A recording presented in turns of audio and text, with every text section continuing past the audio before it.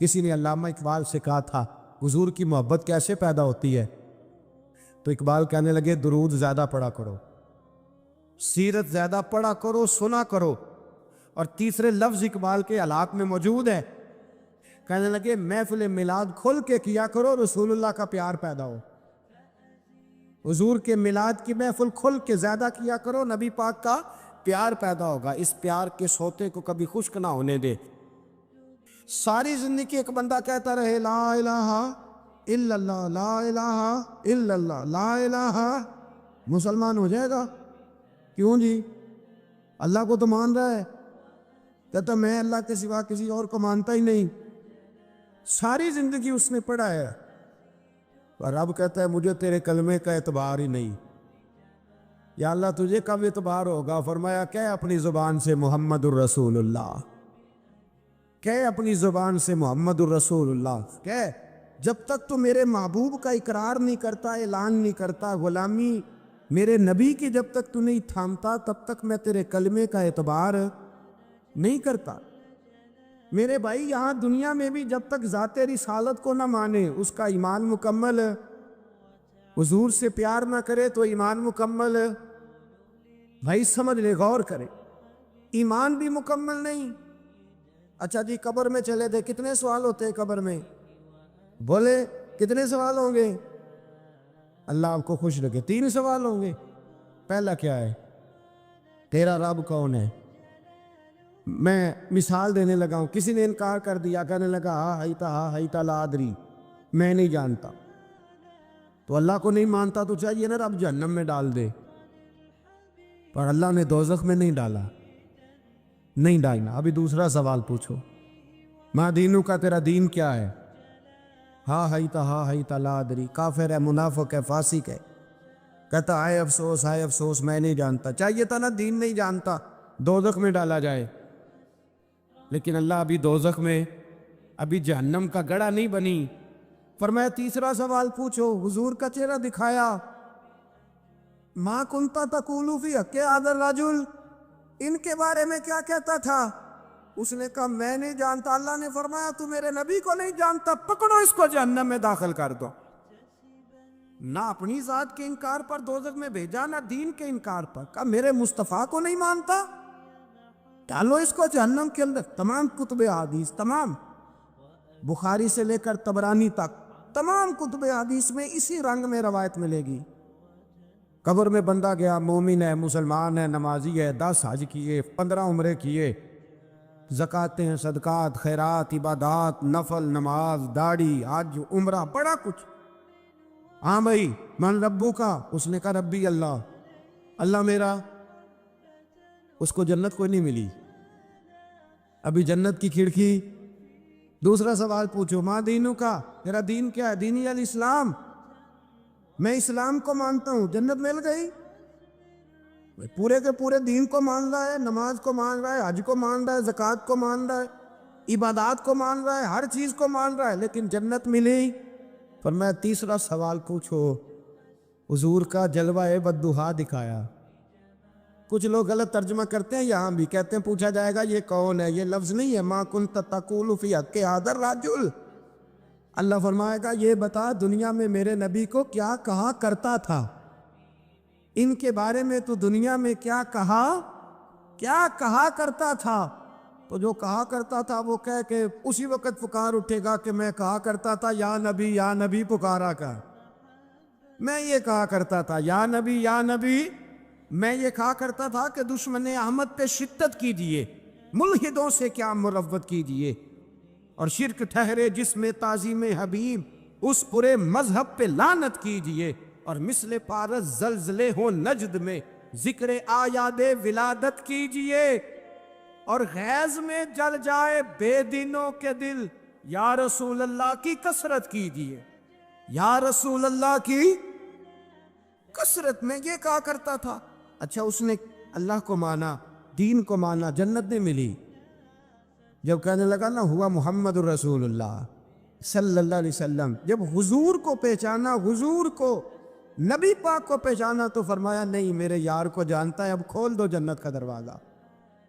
تو بھائی مغز قرآن، روح ایمان، جان دین، ہست حب رحمت للعالم، حضور کی محبت اصل ہے دین کی۔ قرآن مجید سورہ توبہ آیت نمبر 24، کوئی تفسیر نہ پڑھیں، صرف اس آیت کا ترجمہ پڑھیں۔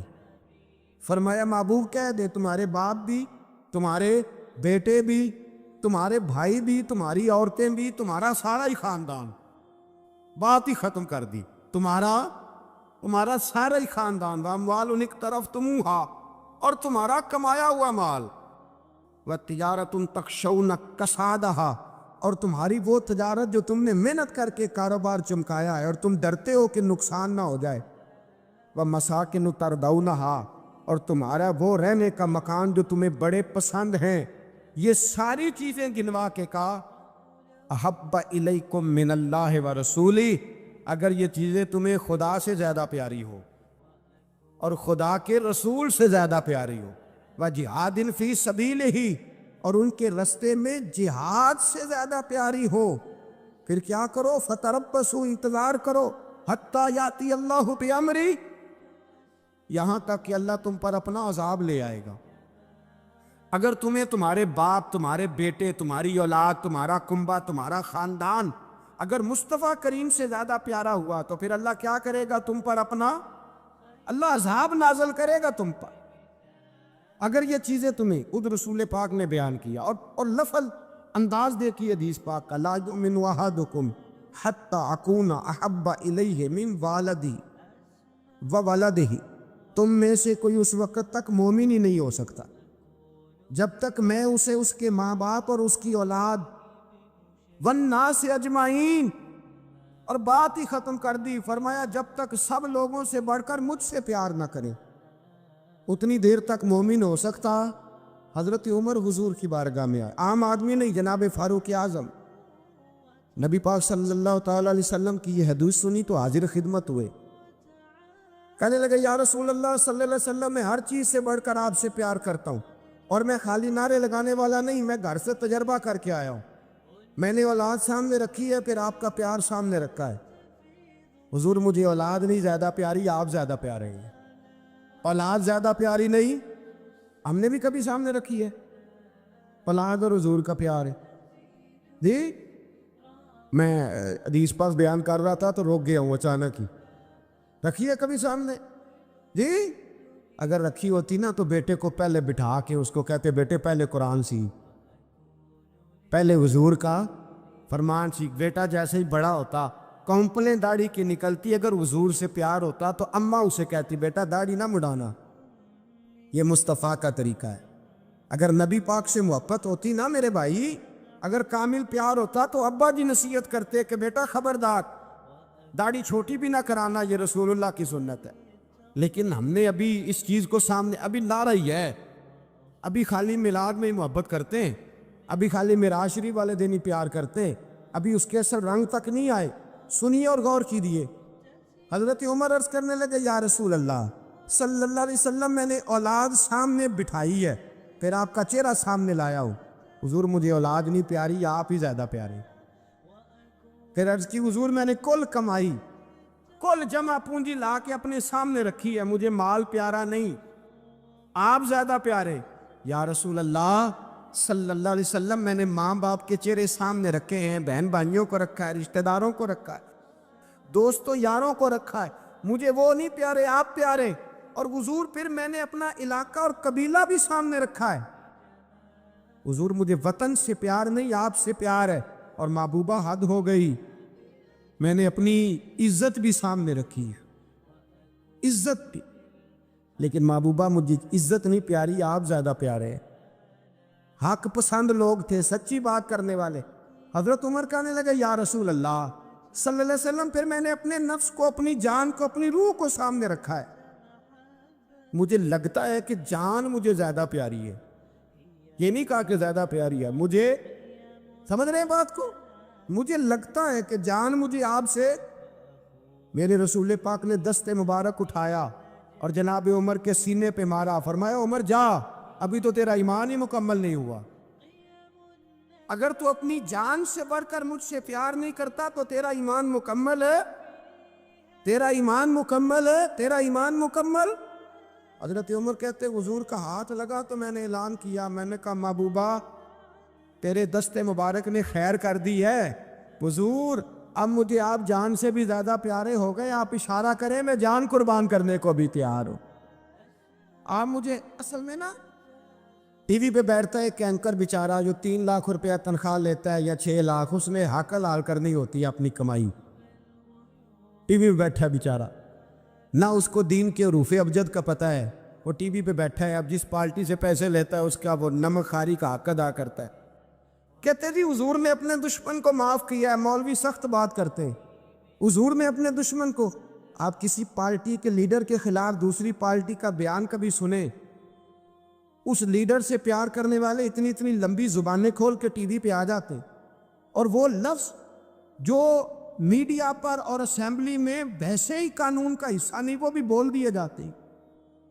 لوگ ان معاملات میں بھی حمایت کرتے ہیں اپنے لیڈروں کی جن میں حمایت بنتی ان میں بھی، اور ذات رسالت کی بات آتی ہے تو کہتے ہیں نہیں حضور نے معاف کیا ہے، مولوی جذباتی ہوتا ہے، یہ ایسے تو نہیں نہ ہوتا، تجھے اصل میں پتہ نہیں، تو پیار کرتا ہے ڈالر سے، تو پیار کرتا ہے شہرت سے، اور جو پیار کرتے ہیں نا مدینے کے ٹکڑوں سے، جو کھاتے ہیں نا رسول اللہ کے نام کا صدقہ، جو حضور کے نام کا، امیر ملت پیر جماعت علی شاہ صاحب محدث علی پوری رحمت اللہ علیہ فرماتے پاکستان بن رہا تھا تو اس وقت تو یہی بتایا گیا تھا نا کہ پاکستان کا مطلب کیا، پاکستان کا مطلب کیا، لا الہ الا اللہ، کہتے ہیں یہ بتایا گیا تھا۔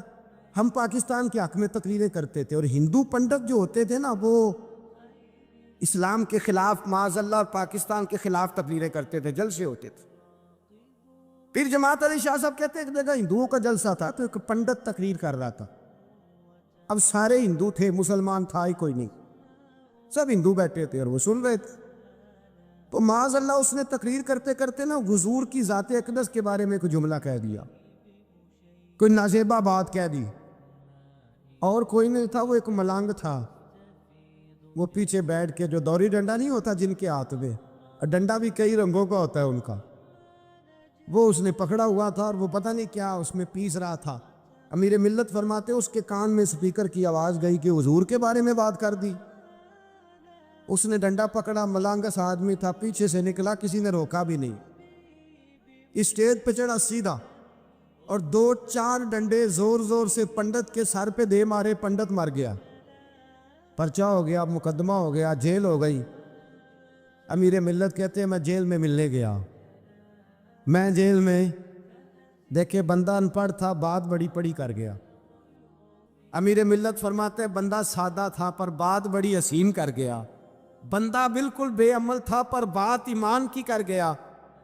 آپ فرماتے ہیں میں جیل میں ملنے گیا تو میں نے کہا سائیں نہ تو نماز پڑھے نہ روزہ رکھے نہ تو مسجد آئے، تو عبادات کی طرف توجہ نہیں کرتا اور تو نے اتنا بڑا کام کر دیا ہے، ہندو مار دیا ہے۔ تو پیر صاحب کہتے ہیں میری طرف دیکھ کے نا پنجابی میں بولا، کہنے لگا پیر جی مینوں دے سیدھے لفظ بھی کوئی نہیں ہوندے، مینوں کی پتا جے سیدھے لفظ بھی کوئی، مینوں نہیں پتا میرا درجہ کی ہے۔ پیر صاحب میں نماز نہیں پڑھدا میری غلطی ہے، روزہ نہیں رکھدا ہے میری غلطی ہے، میں عبادت نہیں کردا میری غلطی ہے، پر پیر صاحب یہ تو نہیں نہ ہو سکدا کہ میرے سامنے کوئی میری اچھی تے سچی سرکار دی بے ادبی کر کے لنگ جائے۔ لفظ بڑے کمال کہہ گیا، کہنے لگا پیر صاحب میں گناہگار ہوں پر اپنے نبی کا غدار نہیں ہوں، گناہگار ضرور ہوں پر میں غدار نہیں کہ میرے سامنے کو رسول اللہ کے بارے میں آ کے پوچھ لیتے ہیں لوگ مسئلہ، کہتے ہیں ایک مولوی ملا تھا کہہ رہا تھا حضور کو علم غیب نہیں، میں نے کہا تینوں ملیا سی مینوں ملتا دسنا سی، میں انہیں تجھے ملا تھا نا اور تو نے سن لی بات، کیسے سن لی، کیسے تیرے دل میں خیال آیا؟ وہ تیرے سامنے تیرے مصطفیٰ کے علم کی توہین کر گیا، وہ تیرے سامنے رسول اللہ کے اختیار کی توہین کر گیا، وہ تیرے سامنے بیٹھ کر نبی پاک کے صحابی کی بے ادبی کر گیا، حضور کی اہل بیت کی بے ادبی کر گیا، اور تو سنتا رہا، یہ ہو کیسے گیا؟ سنو میرے اعلیٰ حضرت فرماتے ہیں میرے باپ کو کوئی گالی نکالے میں سن لوں گا، میرے بڑوں کو کوئی برا بلا کہے میں سن لوں گا، لیکن اگر میرے مصطفیٰ کے بارے میں بات کرے گا تو زبان پکڑ کے کھینچ لوں گا، حضرت انس بن مالک رضی اللہ تعالیٰ عنہ ارشاد فرماتے ہیں کہ نبی پاک علیہ السلام کے جب ایام وصال قریب آئے نا تو حضور مسجد میں آنا جانا کم فرما دیا تھا، کئی دن حضور تشریف نہیں لاتے تھے، تبھی علالت کے باعث۔ یہ بھی اللہ تعالیٰ کی قدرت کاملہ ہے۔ فرماتے ایک دن نا پیر شریف کا دن تھا اور فجر کی جماعت تھی، اور جناب ابو بکر صدیق نماز پڑھا رہے تھے۔ اچانک نا حضور کا دل کیا غلاموں کو دیکھنے کو، تو حضور نے نا حضرت عائشہ صدیقہ کے مکان کے حجرے کا پردہ سرکا کے نا تو غلاموں کو دیکھا۔ اب تو ماشاءاللہ بہت سارے لوگوں نے مدینے کی زیارت کر لی ہے نا، آپ جانتے ہیں کہ یہاں کر کے ان کا مکان ہے، تو یہاں اگر سامنے امام کھڑا بھی ہو تو مقتدی دیکھ بھی لے پردہ سرکا ہے، تو یہ پہلے والے دیکھ لیں گے جو قریب ہیں، آخری والے تو نہیں نا دیکھ بھائی یہاں سے پردہ سرکایا کسی نے، تو یہ 5 7 10 جو قریب کے نمازی ہیں وہ تو دیکھ لیں گے، تو وہ جو صف کے اینڈ پہ ہیں وہ کیسے دیکھیں گے؟ اور صف کا جو امام ہے وہ کیسے دیکھے گا؟ اور حدیث میں بخاری مسلم سے پیش کر رہا ہوں۔ حضرت انس بن مالک کہتے ہیں نبی پاک نے جب پردہ سرکا کے چہرہ انور دکھایا نا تو فرماتے ہیں ہمیں یوں لگا کہ قرآن کا صفحہ کھل گیا ہے۔ آپ فرماتے ہیں جب ہمیں لگا نا قرآن کا صفحہ کھل گیا تو حضرت ابو بکر صدیق نے چاہا کہ نماز چھوڑ کے پیچھے آ جائے تاکہ حضور امامت کرائیں، تو حضرت انس بن مالک فرماتے اجتماعی طور پر سب کا یہاں تک ہم پہنچ گئے تھے کہ شاید چند سیکنڈ اور گزریں گے تو ہم نماز توڑ دیں گے، فرض نماز توڑ دیں گے۔ ویسے کسی صوفی کا شعر پڑھیں تو لوگ اعتراض کرتے ہیں، اب حدیث سنا کے پڑھ لو خیر ہے، ویسے کسی صوفی کا شعر پڑھیں تو لوگ کہتے ہیں تو دیکھو جی بابے نے کیا کہہ دیا، یہ حدیث بخاری ہے اور بابا اس کا ترجمہ کرتا ہے۔ حضرت خواجہ صاحب فرماتے ہیں نماز پڑھا کہ میں تیں ول ویکھاں، کیا انداز گفتگو ہے، کہنے لگے نماز پڑھا کہ میں تیں ول ویکھاں مینوں کعبہ بھول گیا آئی، نماز پڑھا کہ میں تیں ول دیکھاں مینوں کعبہ بھول گیا آئی، بھول کے سب سوم صلاتاں ہکو یار دا فکر پہ آئی، مینوں بھول گئیاں سب سوم صلاتاں ہکو یار دا، نماز پڑھا کہ میں تیں ول ویکھاں مینوں کعبہ بھول گیا آئی۔ اب اعلیٰ حضرت کی بھی ایک بات کر لیں، فاضل بریلوی فرمانے لگے حاجیو آؤ شہنشاہ کا روضہ دیکھے، کعبہ تو دیکھ چکے اب کعبے کا بھی کعبہ دیکھو۔ تو حضرت انس بن مالک رضی اللہ تعالیٰ عنہ فرماتے قریب تھا کہ نماز ٹوٹ جاتی تو رسول پاک پہلے مسکرائے، پھر حضور نے وہیں سے اشارہ کیا کہ نہیں نماز مکمل کرو۔ اب ایک مسئلہ شرعی یہ بھی سن لیں کہ نماز میں لقمہ وہ دے گا جو نماز میں شامل ہوگا، جو ٹوٹیوں پہ بھی وضو کر رہا ہے وہ لقمہ نہیں دے گا، اور اگر امام نے قبول کر لیا تو نماز ٹوٹ جائے گی۔ پر حضور تو شامل نہیں تھے نا، پر صحابہ نے لقمہ دیا، حضور نے لقمہ دیا اور صحابہ نے لقمہ قبول کیا، لیکن کسی کی نماز ٹوٹی۔ چلتے بخاری سے ایک اور حدیث پڑھ لیتے۔ نبی پاک علیہ السلام ایک قبیلے کی صلح کرانے چلے گئے، فرمایا اگر مجھے دیر ہو گئی تو ابو بکر سے کہنا جماعت کرا دے۔ جس ابو بکر کو نبی پاک مصلی پہ کھڑا کرے وہ واقعی ساری امت کے امام ہے، یعنی حضور مصلی دے، ابو بکر سے کہنا جماعت کرا دے۔ حضرت صدیق اکبر کھڑے ہو گئے تو نبی پاک بھی آ گئے، جماعت کھڑی ہوئی تھی کہ حضور بھی پہنچ گئے۔ شارحین کہتے 3 5 یا 7 صفیں تھی صحابہ کی، حضور جس صف میں جاتے صحابہ جگہ چھوڑ دیتے، یہ بخاری مسلم ہے۔ صفیں ٹوٹتی رہی پر نماز کسی کی بھی نہیں ٹوٹی، اور حضور پہلی صف کے پیچھے جا کے کھڑے ہوئے تو حضرت ابو بکر صدیق نے ایک قدم پیچھے اٹھایا، حضور نے اشارہ کیا چل پڑھا نماز پڑھا کہ میں تیں ول ویکھاں مینوں کعبہ بھول گیا آئی، بھول گئے نہیں سب سوم صلاتاں ایک کو یار دا فکر پہ آئی۔ 2-3 دفعہ حضور نے اشارہ کیا پر جناب صدیق ایک بار پیچھے ہٹ گئے۔ حضور مصلی پہ چڑھ نماز پڑھائی تو نماز کے بعد فرمایا جب میں نے جو کہا تھا، اب لوگ کہتے ہیں حضور نے خود ہی تو کہا ہے، تو حضور فرمانے لگے ابو بکر جب میں نے جو کہا تھا کہ جماعت کراؤ تو کیوں نہیں کرائی، بخاری ہے۔ حضرت صدیق اکبر نے ہاتھ باندھے تو رو پڑے، عرض کرنے لگے حضور اب ابو قحافہ کے بیٹے کی اتنی جرت تو نہیں نا کہ نبی پاک کے مصلی پہ کھڑے ہو کے نماز پڑھائے۔ حضور پیچھے ہو اور یہ مصلی پہ نماز، اتنی ضرورت تو نہیں نا. تو رسول اللہ کی محبت اصل ایمان. یہ جو محبت ہوتی ہے نا، یہ شوق پیدا کرتی ہے، محبت وارفتگی لاتی ہے، محبت جینے کا طریقہ بتاتی ہے. آپ کا نا دل کرے حضور کا ذکر کرنے، اور جب آپ نبی کریم علیہ السلام کا نام لے تو پتہ چلے کسی خاص الخاص کا ذکر کیا جا رہا ہے. آپ کے چہرے کے تاثرات بتائیں کہ آپ کو مصطفیٰ کریم سے بڑا پیار ہے. آپ نعت سنیں تو آپ کا دل لگے، جمے، شوق ہو. آپ مدینہ، ایک صاحب آئے مدینہ شریف سے مجھے ملنے کے لیے، واپس آئے تو کہنے لگے حضرت صاحب آپ، میں نے ارادہ کیا ہے غریبوں کی مدد کروں گا، یتیموں کی مدد کروں گا، عمرہ میں نے کر لیا. میں نے کہا یار یہ بات تیری ٹھیک ہے، نفل یا حج عمرے سے بہتر تھا غریب کی مدد کرتا، پر تو یہ نہ کہے کہ میں نے اب جانا نہیں، یہ اچھا نہیں لگتا. تو کہے کہ اللہ مجھے بار بار لے جائے، ہر بار لے جائے. وہ تو فلسفہ جو بیان کر رہا ہے وہ ٹھیک ہے، لیکن جو محبت والے معاملات ہیں نا ان میں کوئی کمپرومائز ہو سکتا؟ حضور سے محبت. حضرت ابوبکر صدیق کے ابا جی کلمہ پڑھ گئے تھے جب مکہ فتح ہوا نا، تو حضرت ابو قحافہ نے کلمہ پڑھا. اب وہ مدینہ مکہ مکرمہ میں نبی پاک کی بارگاہ میں کلمہ پڑھنے حاضر ہوئے. جناب صدیق اکبر بڑے راضی تھے، ان کے بچے بھی مسلمان تھے، بچیاں بھی مسلمان تھیں، پوتے بھی مسلمان تھے، نواسے بھی مسلمان تھے. حضرت صدیق اکبر آج بڑے راضی ہیں کہ دیکھو میرے ابا جی بھی کلمہ پڑھ گئے. بڑے راضی، بڑے راضی، اور اتنے راضی کہ کبھی یہاں بیٹھتے، کبھی وہاں بیٹھتے، کبھی حضرت علی کو بتاتے، کبھی حضرت طلحہ کو بتاتے، کبھی حضرت زبیر کو بتاتے، کبھی عمر فاروق کو، کبھی عثمان غنی. یار دیکھا تم نے، اللہ نے کرم کیا، میرے ابا جی بھی مسلمان ہو گئے، اب میری 4 نسلیں حضور کی غلام بن گئی.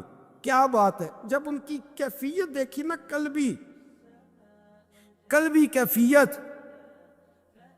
تو نبی کریم صلی اللہ علیہ وسلم نے کہا ابو بکر تمہیں مبارک ہو، ہمارے والد بھی مسلمان ہو گئے. جب کہا نا مبارک ہو تو صدیق اکبر رو پڑے، اٹھ کے حضور کے قریب گئے، نبی پاک کا دست مبارک پکڑ کے چوم لیا، عرض کرنے لگے یا رسول اللہ مجھے اللہ کی عزت کی قسم، میرا باپ مسلمان ہوا ہے، میرے کلیجے میں پھول کھل رہے ہیں، دل ٹھنڈا ہو گیا ہے، لیکن حضور میں قسم اٹھا کے کہتا ہوں اگر آپ کے چچاؤں میں سے کوئی کلمہ پڑھ لیتا نا تو مجھے اپنے باپ کے کلمہ پڑھنے سے زیادہ خوشی ہونی تھی.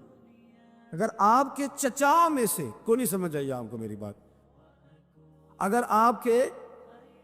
اگر ان میں سے کوئی، ابو لہب، ابو سفیان، ابو طالب، اور ان سب میں سے کوئی شخص کلمہ پڑھتا، آج مسلمان ہوتا، تو مجھے زیادہ خوشی ہوتی. نبی کریم صلی اللہ علیہ وسلم نے جب ان کی طرف غور سے دیکھا تو عرض کرنے لگے یا رسول اللہ صلی اللہ تعالیٰ علیہ وسلم، اصل بات یہ ہے کہ جب اگر چچاؤں میں سے کوئی کلمہ پڑھتا تو آپ نے زیادہ راضی ہونا تھا، اور حضور مجھے اپنے راضی ہونے سے آپ کا راضی ہونا زیادہ اچھا لگتا ہے. آپ کی رضا، آپ کی طبیعت. یارو ہم لوگ پتہ کہتے ہیں میں جی بڑا اصول پسند ہوں جی، میں سیدھا سیدھا چلتا ہوں. بھئی اصول پسند اور ہوتا ہے، محبت والا اور ہوتا ہے. ایک اقرا بن حابس رضی اللہ تعالیٰ عنہ کہتے ہیں میں نے ایک دن عرض کی یا رسول اللہ آپ بچوں سے بڑا پیار کرتے ہیں، میں تو نہیں کرتا، میں تو ذرا کھینچ کے رکھتا ہوں، ڈانٹ کے رکھتا ہوں. تو حضور فرمانے لگے تیرے دل سے اگر اللہ نے رحمت کو کھینچ لیا ہے تو میں کیا کروں، مجھے تو اس نے رحمت للعالمین بنایا. اصول پسندی اور ہوتی ہے اور محبت اور ہوتی ہے، ان دونوں میں فرق ہوتا ہے. ہم لوگ کہتے ہیں جی میں اصول پسند ہوں جی، پابندی سے نماز پڑھتا ہوں، روزہ سیدھا سیدھا چلتا ہوں جی، میں اس چکر میں نہیں پڑھتا کہ میں غلامی کروں، میں محبت کروں، میں نعت پڑھوں، میں محفل میں جاؤں، یہ کام میں نہیں کرتا. حضرت عمر فاروق رضی اللہ تعالیٰ عنہ سے بڑا تو اصول پسند کوئی نہیں نہ ہوگا. یعنی بہت بڑا چودھری بھی اگر اپنی گلی کے اندر، حضرت ابو سفیان جیسے لوگ مسلمان ہو گئے، کلمہ پڑھ لیا، اور جناب ابو سفیان رضی اللہ تعالیٰ عنہ نے اپنے گھر کے اندر نہ تھوڑی سی سامنے اینٹیں رکھ کے جگہ بنا لی، تو حضرت عمر کو پتہ چلا تو فرمایا جیسے بنائی ہے ویسے وہ کھیڑو بھی، آپ نے لوگوں کا رستہ تنگ کر دیا. اصول پسند آدمی، اصول کی بات آئے تو بیٹے کو بھی معافی نہیں، کسی کو معافی نہیں، بڑے اصول پسند تھے. اتنی لوگوں نے کہا عمر تو بڑا اصول پسند ہے، پر یہ مسجد نبی کی گلی میں جو نبی پاک کے چچا حضرت عباس کا پرنالہ لگا ہوا ہے، اور وہ سب لوگوں کے کپڑے کیچڑ سے بھر دیتا، وہ پرنالا نہیں نظر آتا، گلی میں لگا ہے۔ اب تو ہمارے پرنالے اور طرح کے ہیں نا، تو جو حرم شریف میں آپ میزاب رحمت ہے وہ دیکھا نا آپ نے، وہ پرانے زمانے میں جو لوہے کے پرنالے ہوتے تھے، تو وہ واقعی پوری گلی جو تھی نا وہ گزر کوئی نہیں سکتا تھا، اتنا اچھا شاور ہوتا ہی کوئی نہیں تھا جتنا وہ ہوتا تھا۔ وہ بڑا تگڑا قسم کا پرنالا ہوتا تھا، تو کوئی شے نہیں گزر سکتی تھی بڑی دیر تک۔ بارش کے رکنے کے بعد بھی ساری چھت سے جب تک پوری مٹی اور پوری توڑی ساری نہیں نا اتر جاتی تھی، تب تک وہ پرنالا نہیں سانس لیتا تھا، تو پرنالا بہتا تھا۔ اور وہاں سے بڑا مین گلی تھی مسجد کو آنے کی، لوگوں کے کپڑے آلودہ ہو جاتے، اتنے لوگوں نے حضرت عمر سے کہا یہ پرنالا نہیں نظر آتا، یہ نہیں اصول پسندی؟ تو جناب عمر فاروق رضی اللہ تعالیٰ عنہ فرمانے لگے اتار دیتے ہیں پرنالا، یہ بھی اصول پسندی ہے، اتارتے۔ حضرت عمر فاروق نہ گئے، اور شارحین نے لکھا ہے کہ اونٹ کے اوپر بیٹھ کر آپ نے یوں پکڑ کے نا پرنالا کھینچا، اور جناب عباس کے گھر والوں سے فرمانے لگے 4 کونے ہوتے ہیں گھر کے، چھت کے 4 کونے ہیں، کسی اور میں لگا لو پرنالا، کو ضروری ہے کہ نمازیوں والی گلی پہ لگایا جائے؟ یہ کہہ کے آ گئے، کسی کی ضرورت تھی بات کرے؟ حضرت عباس آئے تو لوگوں نے آ کے کہا کہ عمر نے پرنالا کھیڑ دیا اور فرمایا کہ 4 کونے کئی اور لگا لو، تو حضرت عباس مسکرائے۔ لوگوں نے کہا مسکراتے کیوں ہو؟ فرمانے لگے کوئی مسئلہ نہیں، عمر خود آ کے لگا کے جائے گا، جیسے وہ کھیڑا ہے ویسے۔ لوگوں نے کہا وہ عمر ہے، عمر کو بدلنا اور اس کی بات کو بدلنا، اور اتنی جرت کہ وہ لگا کے جائے، جس بندے کو دیکھ کے شیطان گلی کا رستہ بدل جاتا ہے، آپ اس کی بات کر رہے ہیں۔ فرمایا میں نے کہہ دیا نا عمر لگائے گا، تو انشاءاللہ عمر لگائے گا۔ حضرت عباس مسجد میں آئے، نماز پڑھی، تو کہتے میں نے بات چھیڑی دی۔ عمر خود کہنے لگے کہ حضور آپ سے تو امید نہیں تھی۔ حضرت عباس سے کہنے لگے بھئی جگہ بھی ہے، 4 کونے ہوتے ہیں گھر میں، کو ضروری ہے اسی کونے پہ لگے جہاں سے نمازی گزرتے ہیں؟ یہ بخاری مسلم کی حدیث ہے۔ حضرت عباس کہنے لگے عمر 4 کونے ہیں، میرے پاس جگہ بھی ہے پرنالے کی، میں نے بھی کئی دفعہ سوچا تھا وہ کھیڑ دوں، اور میں بھی اسی گلی سے گزرتا ہوں، میرے کپڑوں میں بھی کیچڑ بڑی دفعہ پڑا ہے، پر مجبوری یہ ہے وہ کھیڑ اس لیے نہیں سکتا کہ یہ پرنالہ میرے نبی کریم نے اپنے دستے مبارک سے لگایا تھا۔ فرمایا میں مکان بنا رہا تھا، چھت بنا رہا تھا، تو حضور اچانک آ گئے، اور کئی لوگ گواہ ہیں اس کے، رسول کریم تشریف لائے، اور نبی پاک علیہ السلام نے فرمایا لاؤ چچا تھوڑا میں بھی کرتا ہوں، اور پھر میرے نبی کریم صلی اللہ تعالیٰ علیہ وسلم نے اپنے دستے مبارک سے یہ پرنالہ لگایا تھا۔ کئی دفعہ سوچا وہ کھیڑ دوں، پھر سوچتا ہوں حضور نے لگایا تھا، لیکن چلو اب تو علت پائی گئی، اب تو سمجھ آ گئی، اصول بن گیا، اب تو اصول بن گیا نا، تو ٹھیک ہے آپ اب اس طرح کرے، وہ کھیڑ دیا تو ٹھیک ہے۔ جناب کہنے لگے پہلے کیوں نہیں بتایا؟ بھئی وہ نمازیوں پہ چیٹے پڑتے ہیں، گلی کا رستہ ہے، فرمایا رست پڑتے ہیں تو پڑھتے رہے، آپ نے بتایا کیوں نہیں؟ حضرت جناب عباس کہنے لگے کہ آپ کا کیا خیال ہے کہ میں یہ کروں گا کہ لوگوں پہ چیٹے پڑے اور مجھے پرواہ نہ ہو؟ حضور نے لگایا تھا۔ حضرت عمر فاروق نے نا جناب عباس کا بازو تھاما، تن تندور تے ہڈاں دا بالن، بازو تھاما، اور تھام کے نا اسی جگہ لے گئے جہاں پرنالہ کھیڑا تھا۔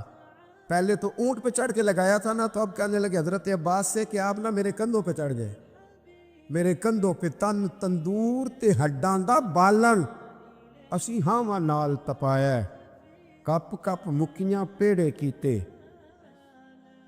اتوں عشق پلے تھن لایا، تن دا سالن تے من دی ہانڈی، لون صبر دا پایا، غلام فریدہ وے میں ساری تیری، تینوں اجے یقین نہیں آیا؟ فرمایا خود لگائیے۔ حضرت عباس رضی اللہ تعالیٰ عنہ وہ پرنالہ لگا کے اترے، تو حضرت عباس بھی رو رہے تھے اور جناب عمر بھی رو رہے تھے، آنکھوں میں آنسو تھے۔ فرمایا ہم یہ نہیں دیکھیں گے کہ علت کیا ہے، وجہ کیا ہے، ہم تو یہ دیکھیں گے کہ رسول اللہ کی نسبت کیا ہے۔ نبی کریم علیہ السلام کے دستے مبارک لگ گئے، ساری وجوہات ختم ہو گئی۔ اب جس کے کپڑوں میں پانی پڑتا ہے پڑے، جس کو تکلیف ہوتی ہے لیکن چونکہ یہ رسول پاک صلی اللہ علیہ وسلم نے دستے مبارک سے لگایا ہے، تو مزاج یہ ہے کہ جہاں بات آئے گی ذات رسالت کی، وہاں باقی کے قانون چھوڑ دیے جائیں، وہاں باقی کے معاملات چھوڑے جائیں گے، وہاں تکلف سے نکلا جائے۔